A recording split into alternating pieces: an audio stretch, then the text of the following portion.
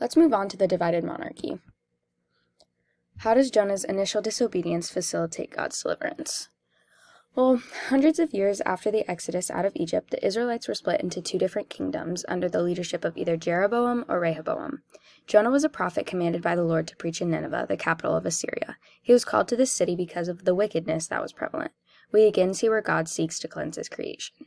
Jonah, however, resists the calling and seeks passage on a boat headed for Tarshish and attempts to flee from the Lord.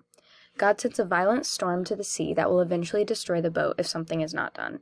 The terrified sailors demand that Jonah explain who he is, where he's from, etc. He admits that his God is the one punishing them. Jonah tells them to throw him overboard to calm the seas. Then in Jonah chapter 1 verse 17, he says that the Lord provided a huge fish to swallow Jonah, and that he remained there for 3 days and nights.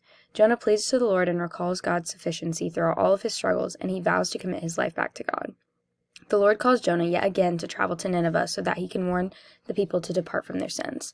The Ninevites believe the word of God and turn from their evil ways and wrongdoings. When God sees this, he relents and does not bring the threatened destruction.